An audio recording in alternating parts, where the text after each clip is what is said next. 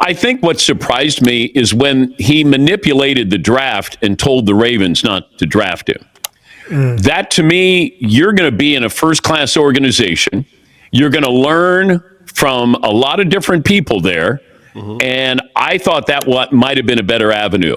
Instead of being in an organization that is not good at developing quarterbacks, ownership hasn't been good, team hasn't been good, you get bad habits. Yeah. And I think being in a good organization and understanding top to bottom would have been more important. But I think he'll get a chance. I just don't know if you get a chance for a bad team, then people say, yep, see, told you he could. Don't skip a single second of this video. And if this story touches your heart, give it a like, subscribe to the channel, and let us know in the comments. Where are you watching from? Let's begin. Did he really just say that? That was the first thing that came to my mind when I heard Dan Fouts, a Hall of Fame quarterback, a man whose word carries weight, go on national television and say the Browns should cut Shedeur Sanders. Not bench him, not give him time, cut him. Like he's some practice squad project that doesn't belong. And you could feel it instantly. A wave of disbelief, anger, and straight-up exhaustion rippling through the Browns fan base. Because here we go again. Another national voice taking shots at Cleveland. Another so-called expert talking down to a city that's been clawing its way out of every stereotype for years. And the craziest part? This didn't come from some hot take talk show. This came from Dan Fouts. The guy's a Hall of Famer. He's supposed to know what it's like to be the young QB under fire, fighting to find his footing. But instead, his words hit like a sledgehammer. Dismissive, cold, final. And Jimmy Haslam? Oh, he heard it, loud and clear. The reports say he went ballistic. And honestly, can you blame him? Because this moment wasn't just about Shedeur. This was about everything Cleveland's been trying to change. For years, this franchise was the punchline. The team that ruined quarterbacks. The graveyard of potential. You could name the list. Menziel, Kaiser, Mayfield, McCoy. It's endless. Every time a new name showed up, people laughed before they even took a snap. That reputation sticks. And hearing Fouts pile on, like history was already repeating itself, had to sting. But here's the thing. This isn't the same old Browns. Not anymore. This version of Jimmy Haslam, he's not sitting quietly in the owner's box, letting the media dictate the narrative. This time, he fired back. And that tells me something important. It tells me this ownership finally cares. They're not protecting an image. They're protecting a player. They're standing behind a young quarterback who's trying to build something real in a city that's starved for a hero. And look, you can say what you want about Haslam. He's made mistakes. He's swung and missed before. But that reaction, that pure red-faced frustration, it came from a place of loyalty. Because for once, Cleveland believes it's got a kid worth defending. A quarterback who didn't just land here, he chose this city. And when a Hall of Famer calls for his head before he's even had a chance to start, it's not just a critique, it's disrespect. This is bigger than one comment, bigger than one player. What we're watching is a shift, a franchise that's finally done being laughed at, finally done playing defense off the field. Haslam's fury was about every bad headline, every joke, every time Cleveland's hope got crushed before kickoff. And that's why this moment hit different. Because deep down, this isn't about Fouts versus Haslam. It's about something much bigger. Whether Cleveland finally has a quarterback worth believing in. You know what's wild? The move that started all this chaos, the decision that turned Shedeur Sanders into the most talked about rookie in football, wasn't made on draft night. It was made before the cameras rolled, before the analysts shouted grades and predictions. Because while most rookies walk into the draft praying for any shot, Shedeur walked in like a man holding the playbook to his own destiny.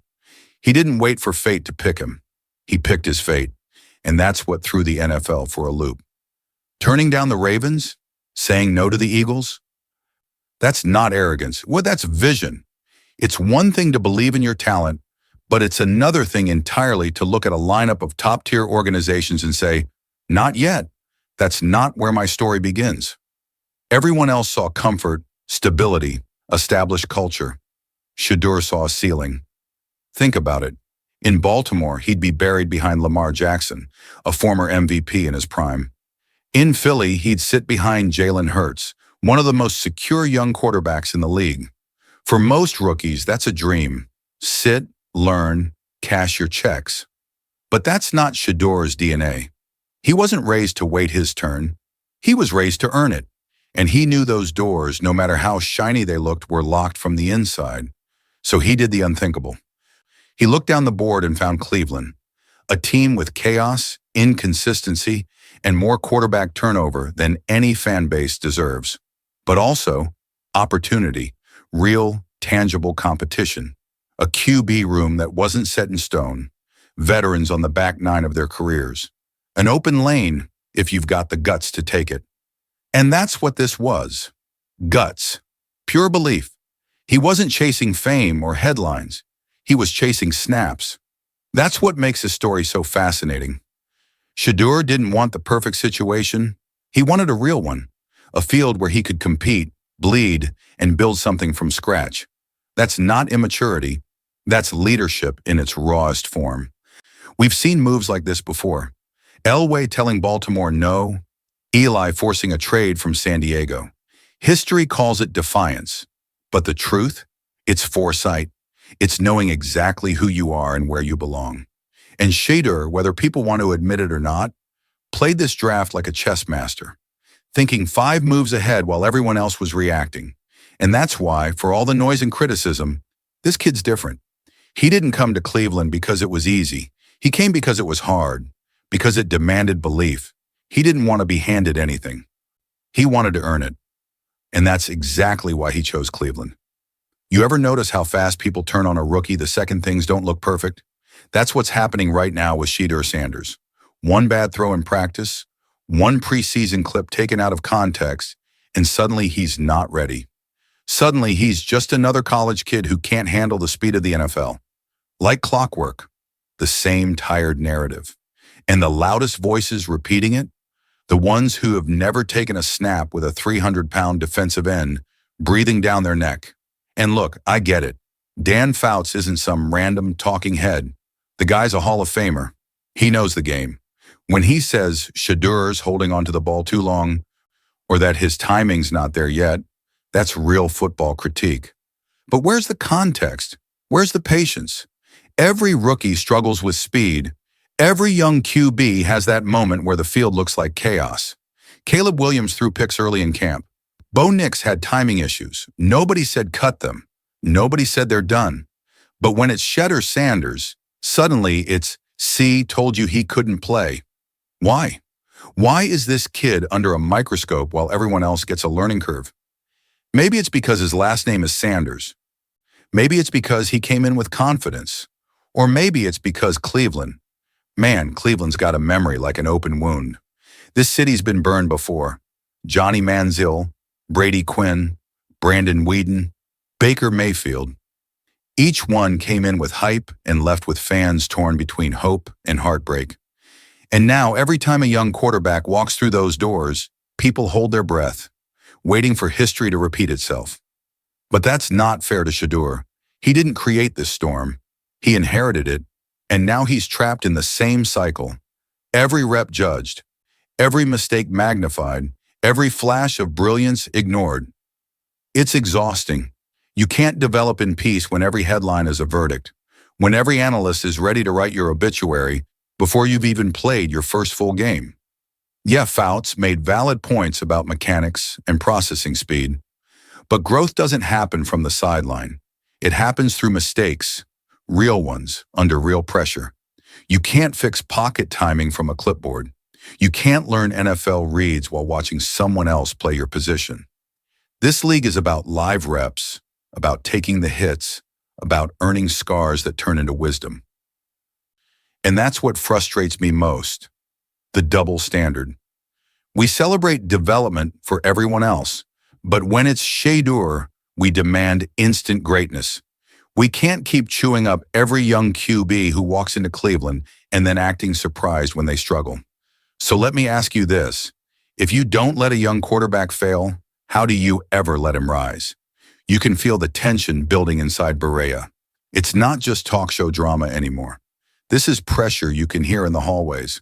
You've got Jimmy Haslam pacing, fists clenched, hearing national media call his quarterback a mistake.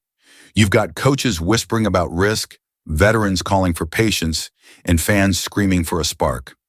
Everyone wants the same thing, a future, but nobody agrees on how to get there. Inside that building, it's turned into a tug-of-war. Haslam's side? Pure fire. He's done with the disrespect, done with the headlines that make Cleveland look clueless. When Dan Fouts said what he said, that cutting Shedeur might not be a bad idea, Haslam took it personal.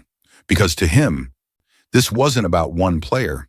It was about a promise that this franchise, after decades of heartbreak, was finally going to do things differently. Finally going to build around a young quarterback instead of burning through another one. But the coaching staff, they're nervous. They've seen how fast the NFL can destroy a rookie's confidence. They're looking at that offensive line, the shaky protection, the inconsistency in the run game, and thinking, is now really the time? They've got scars too. They've seen kids thrown into the fire too early and never come back the same. To them, keeping Shedeur on the bench isn't betrayal, it's survival. Then there are the veterans in the locker room, the guys fighting for contracts, for their legacies. They're not thinking about development or the future. They're thinking about wins. They want stability. They've been through rebuilds, resets, and next year's speeches. They know once you hand the keys to a rookie, chaos follows. So they're looking at Dillon Gabriel saying, he's safe, he's steady, let's not blow this up. And that's the storm brewing inside Berea. 3 groups, 3 visions, 1 ticking clock. The front office wants growth. The coaches want caution. The players want results.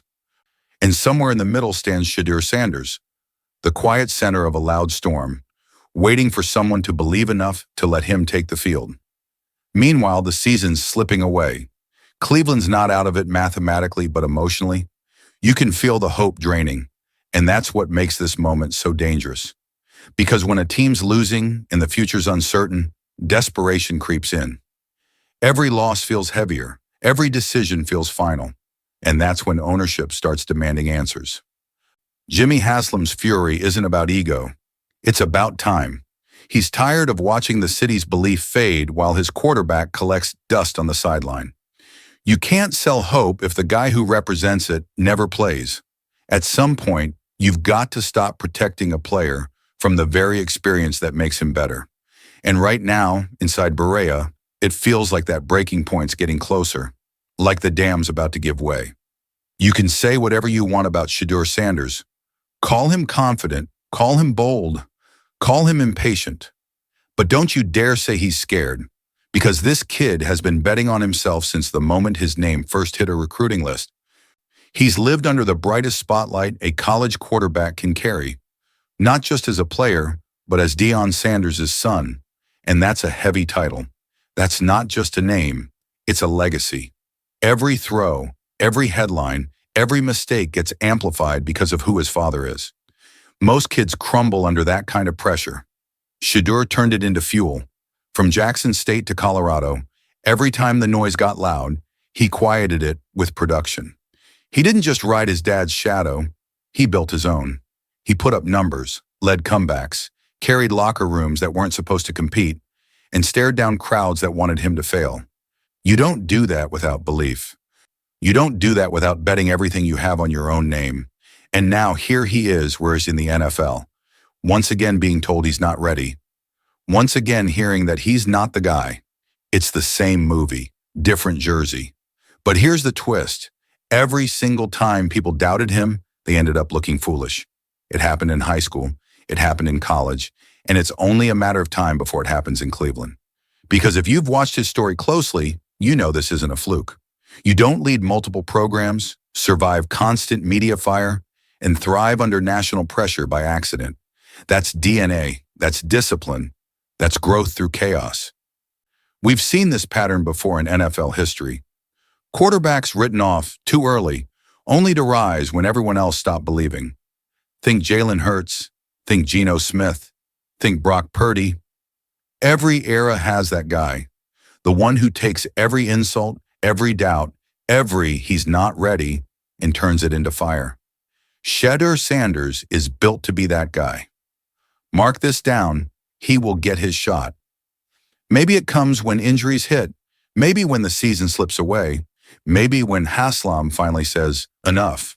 But when it happens, and it will, every critic who said cut him is going to wish they kept receipts.